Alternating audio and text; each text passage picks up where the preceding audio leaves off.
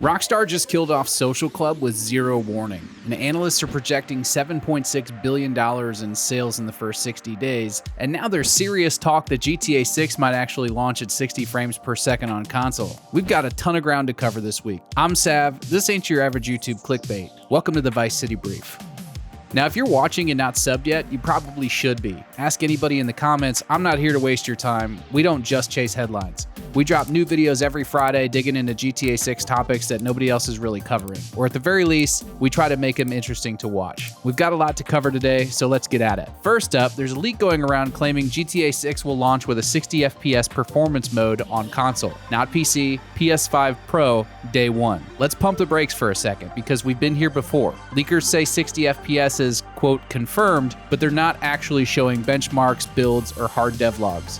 The source is an X account called Detective Seeds, and they've been right before, but not bulletproof. And no one from Rockstar or Sony has said a word about it officially. For all we know, it's just Rockstar stress testing the game on a PS5 Pro in a lab, not a real-world launch build. But if it is true, this would be a massive shift for Rockstar. GTA 6 would be their first game to launch with 60 FPS mode on console, ever. And according to comicbook.com and Tech4Gamers, Rockstar has been working directly with PlayStation engineers to optimize the game for 60 FPS on the PS5 Pro. A second post from GTA Verse backs it up, saying that GTA 6 will ship with multiple graphics modes, including a 60 FPS option. Now here's the catch. Achieving 60 FPS on hardware that's already pushing the limits means something's getting scaled back.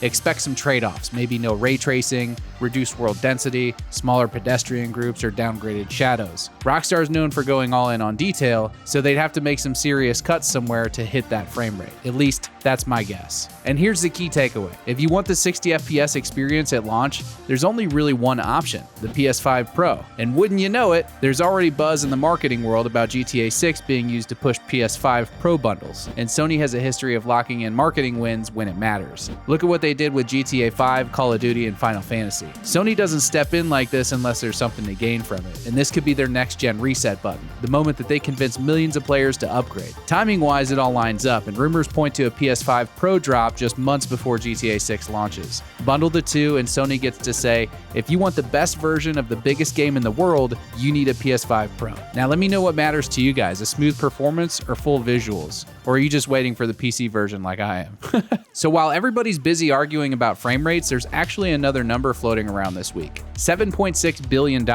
That's what a gaming venture firm called Convoy is predicting GTA 6 will make within 60 days of launch. According to them, Rockstar is going to sell 85 million copies at $80 each, plus rake in cash from GTA Plus subscriptions, digital extras, and microtransactions, all within the first 2 months. Sounds wild, right? Because it kind of is. Let's start with where that number comes from. Convoy is a VC firm that invests in gaming platforms and startups. They're not insiders at Rockstar. They're not financial auditors. They're just making a best case forecast to show how big this game could be. It's guesswork, and bad guesswork at that. Now here's the reality check. Another analysis from Juice Van Drunen, an actual games industry economist, puts GTA 6 first-year revenue closer to $2.7 billion. Now that's based on a more grounded assumption. About 38 million copies sold, a $70 average price tag, minimal subscription revenue, and no GTA Online monetization at launch. Now to give some context, GTA 5 made around $1 billion in its first 3 days, and Red Dead Redemption 2 cleared $725 million in its first weekend. So expecting GTA 6 to do $3 to $4 billion in 2 months isn't crazy, it's just not $7.6 billion.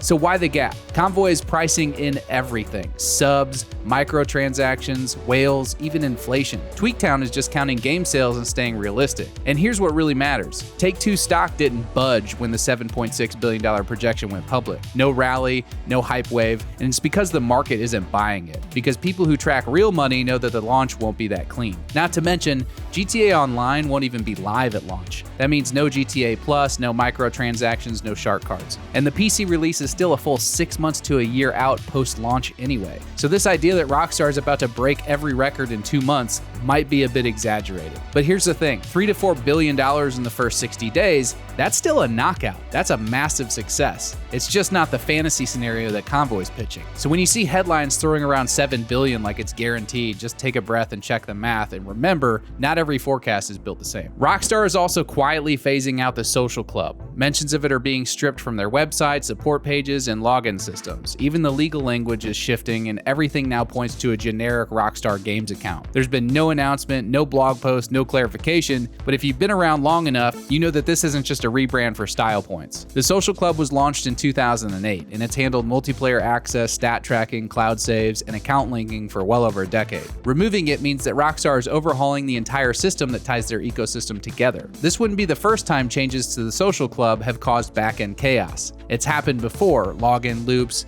missing progress, even full account resets. And every time it's tied to Rockstar making unannounced changes under the hood. For over 2 weeks now, I haven't been able to log into the Rockstar launcher. Support can't seem to explain it. Nothing on my end has changed, but I can't access the games I own. You're looking at one of the error messages that I've been getting right now. Maybe you've been getting it too. I'm not the only one either. Users across Reddit and support forums are reporting similar issues with failed logins, account errors, missing purchases, and cloud sync problems. To be fair, Blizzard had similar issues when they transitioned Battle.net accounts. Ubisoft had problems rebranding Uplay and Ubisoft Connect. So this may just be Rockstar's version of the same growing pain. But it could also be more than that. There's speculation they're preparing a unified backend for GTA 6, something that works across PC and console seamlessly. That would explain the quiet technical rollout and the login chaos we're seeing. Either way, if your account starts acting weird, it's probably nothing you did. It's probably the same issue I'm experiencing, and I would recommend, even though they haven't been helpful so far, reaching out to Rockstar support. Take-Two's stock has been mostly flat this week, hovering around $231 with no major spikes or dips, which tells you one thing: the market isn't buying into that $1 billion GTA 6 projection that we saw flying around earlier this month, at least not yet. But the real date to watch is August 7th. That's when Take-Two holds their annual investor call. These calls are usually corporate and dry, but when Rockstar is involved, things kind of change. So what should we be looking for? Are they going to confirm the PS5 Pro bundle? Will we finally get a timeline for GTA Online? Will there be any hints about the PC release or content cadence? These calls can be cryptic, but if you know what to listen for,